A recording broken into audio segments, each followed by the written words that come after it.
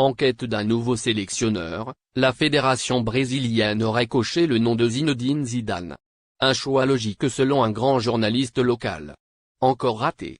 Débarqué au Qatar avec de très hautes ambitions, le Brésil a de nouveau calé dès les quarts de finale, piégé par la Croatie au tir au but. Un nouvel échec pour une Seleção qui n'a plus disputé la finale de la Coupe du Monde, depuis son dernier sacre en 2002. Et cette élimination prématurée est d'autant plus douloureuse que l'effectif brésilien, des gardiens parmi les meilleurs du monde à l'attaque au potentiel impressionnant, semblait ne pas avoir de faiblesse. Lire aussi, pour beaucoup, Tite est donc le premier responsable de ce fiasco et le technicien brésilien a d'ailleurs annoncé sa démission dans la foulée de la défaite face à la Croatie.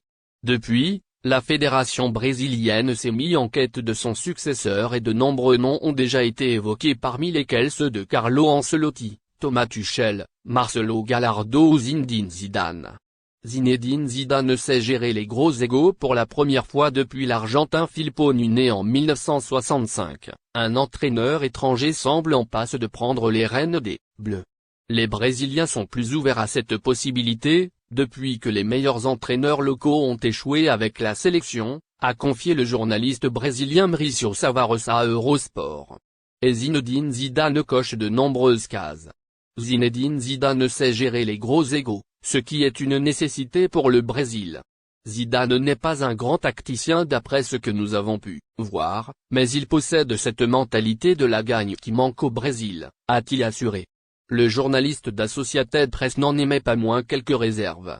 Je ne suis pas sûr qu'il soit capable de tenir ses promesses dans une équipe nationale, a-t-il poursuivi, ajoutant, je pense que Carlo Ancelotti aurait été un meilleur choix mais Zidane est une bonne